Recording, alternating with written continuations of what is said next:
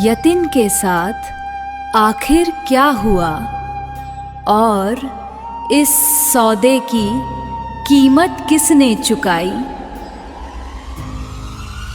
तैयार हो जाइए यक्षिनी के सबसे अंधेरे, सबसे खौफनाक और आखिरी अध्याय के लिए, पार्ट 3।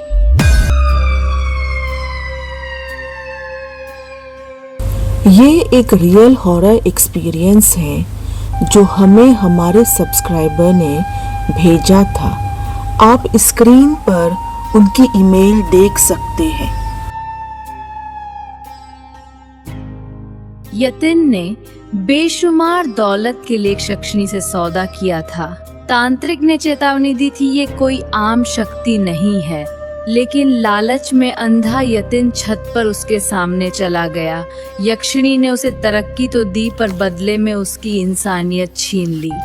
और अब तांत्रिक दरवाजे के पास बैठा था। उसने आंखें बंद की हुई थी और लगातार मंत्रों का उच्चारण कर रहा था। हर कुछ सेकंड्स बाद वो दरवाजे के नीचे बने छोटी सी गैप के पास झुकता और मंत्र फूंक कर रूफ की तरफ भेज देता, जैसे वो किसी अदृश्य दीवार को कमजोर करने की कोशिश कर रहा हो। अचानक रूफ टॉप से एक तेज चीख सुनाई दी। फिर सब कुछ शांत हो गया। एक ऐसी खामोशी जिसमें एसी की आवाज भी सुनाई देना बंद हो गई। तांत्रिक ने धीरे से आंखें खोली। उसके माथे पर पसीना था। खत्म हो गया, उसने धीरे से कहा और उसी पल क्लिक, दरवाजे का लॉक खुद ब खुद खुल गया। रोहन ने तुरंत हैंडल घुमाया और रूफ टॉप पर दौड़ गया। पूरा रूफ टॉप खाली था। बस सबसे दूर वाले कोने में पानी की टंकी के पास यतिन बेहोश पड़ा था। अगली सुबह जब यतिन उठा, उसे सिर्फ टुकड़ों में यादें याद थी। एक हंसी, एक खूबसूरत चेहरा और एक आवाज, तुम जो चाहते हो वो तुम्हें मिलेगा। उसने ये बात किसी को नहीं बताई, ना रोहन को ना तांत्रिक को। अगला हफ्ता ऑफिस में अजीब तरह से गुजरा। एक सीनियर मैनेजर जो हमेशा यतिन के काम की आलोचना करता था, अचानक दूसरी ब्रांच ट्रांसफर हो गया। एक इम्पोर्टेंट ऑडिट प्रोजेक्ट जिसके लिए यतिन महीनों से मौका ढूंढ रहा था, उसे मिल गया। और सबसे हैरान करने वाली बात, क्लाइंट मीटिंग में यतिन ने जो इन्वेस्टमेंट रिस्क पॉइंट उठाया था वो बिल्कुल सही निकला। कंपनी को करोड़ों का नुकसान होने से बच गया। पहली बार सीनियर पार्टनर्स ने उसका नाम नोटिस किया। तुम्हारा फ्यूचर ब्राइट है यतिन, एक पार्टनर ने मुस्कुराते हुए कहा। यतिन घर लौटते वक्त खुश था, बहुत खुश। लेकिन उस रात उसके अपार्टमेंट के बेडरूम के शीशे पर एक धुंधला सा फिंगरप्रिंट उभर आया, बिल्कुल वैसे ही जैसे ऑफिस में दिखा था, और कुछ ही पल बाद गायब हो गया। 2 महीने बाद यतिन को प्रमोशन मिल गया। सैलरी में जबरदस्त जंप, नया कैबिन, नई रिस्पॉन्सिबिलिटीज, सब कुछ उसके सपनों जैसा। लेकिन रोहन ने एक पैटर्न नोटिस करना शुरू कर दिया। हर बार जब यतिन को कोई बड़ी सक्सेस मिलती, किसी और के साथ कुछ बुरा हो जाता। एक एम्प्लॉई जिसकी वजह से यतिन रेस में पीछे था, अचानक रिजाइन कर गया। एक क्लाइंट जो उसके प्रोजेक्ट्स को रिजेक्ट करने वाला था, सीरियस हेल्थ इशू की वजह से लीव पर चला गया और एक सीनियर एग्जीक्यूटिव जो यतिन के अगेंस्ट था, उस पर फाइनेंशियल मिसकंडक्ट की इंक्वायरी खुल गई। सब कुछ इतना कन्वीनियंट था कि रोहन को डर लगने लगा। एक शाम उसने यतिन से कहा, तू नोटिस कर रहा है ना क्या, जो लोग तेरे रास्ते में आते हैं। रोहन रुक गया। वो एक एक करके हट जाते हैं। यतिन चुप रहा, फिर धीरे से मुस्कुराया। कॉर्पोरेट वर्ल्ड में ऐसा होता रहता है। लेकिन उस रात सोने से पहले उसके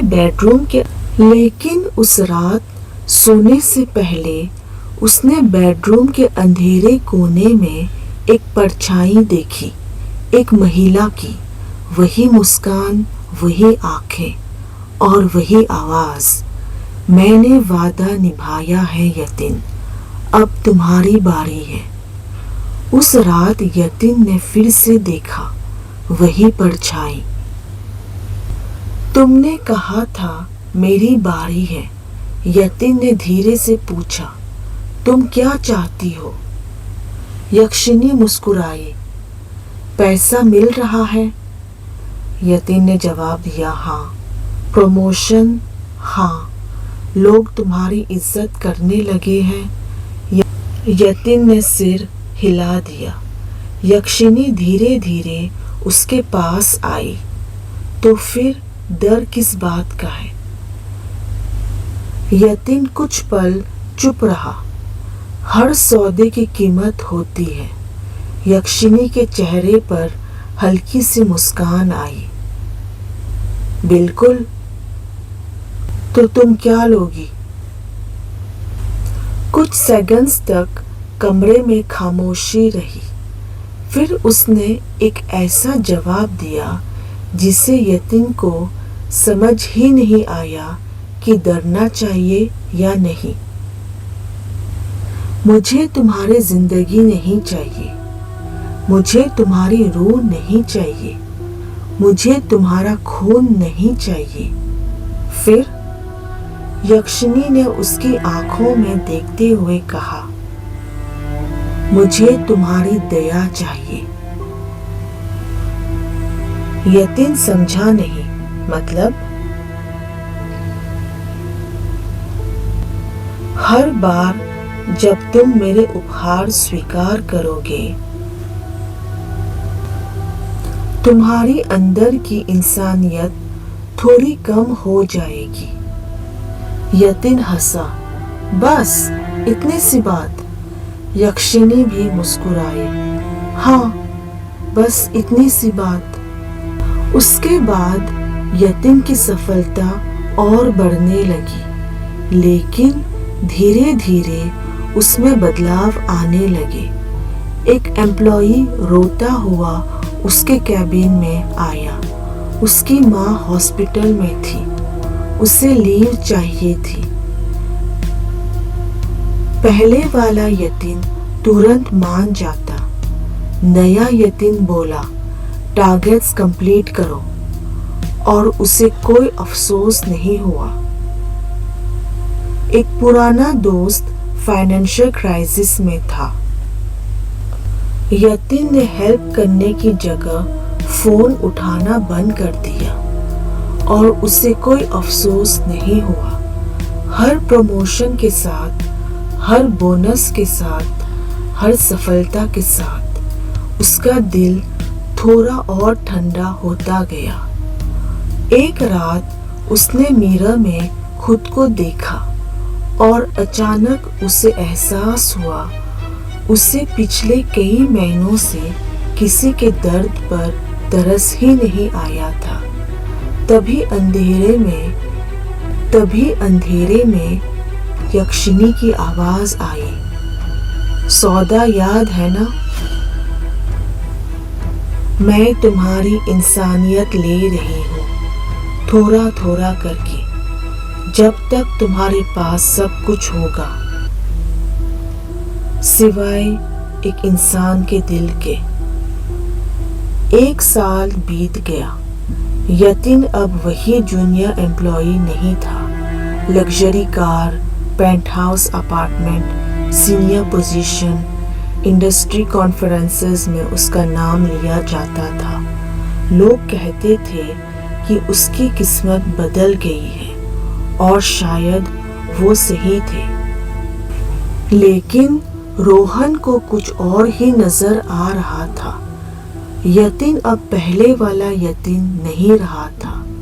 ना उसकी हंसी, ना उसकी दोस्ती, ना उसकी इमोशंस। कभी कभी लगता था जैसे उसके अंदर से कुछ धीरे धीरे गायब हो रहा हो। एक शाम रोहन ने उसे सीधा पूछ लिया, सच बता, वो अभी भी तेरे पास आती है ना? यतिन ने जवाब नहीं दिया, बस खिड़की के बाहर देखने लगा। कुछ सेकंड्स बाद उसने धीरे से कहा, कुछ सवालों के जवाब ना ही पता हो तो बेहतर है। रोहन को उसकी आंखों में डर नजर आया, पहली बार असली डर। उस रात रोहन घर लौट रहा था। ट्रैफिक सिग्नल पर उसकी गाड़ी रुकी। तभी उसके फोन पर एक मैसेज आया, सेंडर यतिन। मैसेज में सिर्फ एक लाइन थी, कल सुबह 6 बजे मेरे घर आ जाना, बहुत जरूरी है। रोहन ने कॉल किया, फोन स्विच्ड ऑफ। उसने सोचा सुबह बात कर लेंगे। अगली सुबह 6 बजे वो यतिन के पेंट हाउस पहुंच गया। डोर आधा खुला हुआ था। अंदर सब कुछ बिल्कुल शांत था। कॉफी टेबल पर यतिन का लैपटॉप खुला हुआ था।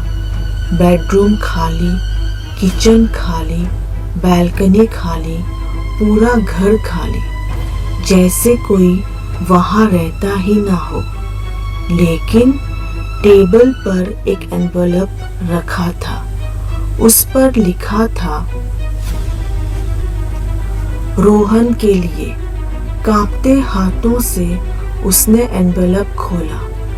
अंदर एक छोटा सा नोट था। उसमें सिर्फ इतना लिखा था, मैं गलत था, सौदा कभी खत्म नहीं होता और अब उसे मेरी जरूरत नहीं है। रोहन का दिल जोर से धड़कने लगा। उसने नोट पलटा। पीछे एक और लाइन लिखी थी, अब वो तुम्हें देख रही है। उसी पल अपार्टमेंट की पूरी ग्लास वॉल पर धुंधले उंगलियों के निशान उभरने लगे। 1, 2, 10, 100, जैसे किसी अदृश्य हाथ ने बाहर से शीशा को छू दिया हो। रोहन जम गया और फिर सबसे बीच वाले ग्लास पर एक नया निशान बना। ये उंगलियों का निशान नहीं था, ये किसी हाथ का पूरा प्रिंट था, बिल्कुल वैसा ही जैसा उस रात ऑफिस के रूफ टॉप के दरवाजे पर बना था। रोहन ने धीरे से पीछे मुड़कर देखा। अपार्टमेंट के अंधेरे कॉरिडोर में कोई खड़ा था, एक महिला की परछाई। और फिर कहानी खत्म हो जाती है।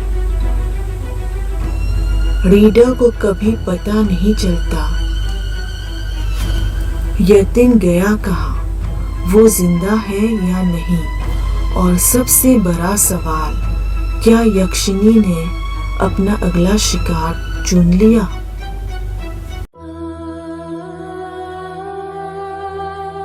तो दोस्तों, आपको क्या लगता है रोहन के साथ अब क्या होगा?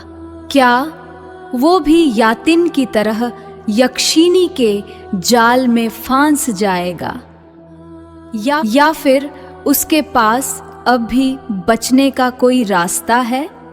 अपनी थ्योरी कमेंट्स में ज़रूर बताइए, क्योंकि कहानी अभी खत्म नहीं हुई है।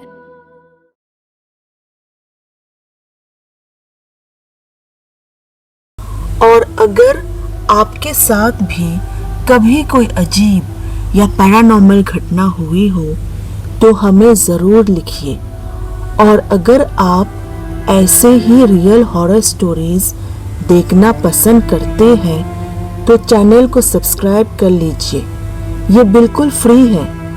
क्या पता हम दोबारा मिले या ना मिले। और सच कहूँ, यही एक तरीका है जिससे YouTube आप तक मेरी अगली हॉरर स्टोरी पहुंचाएगा।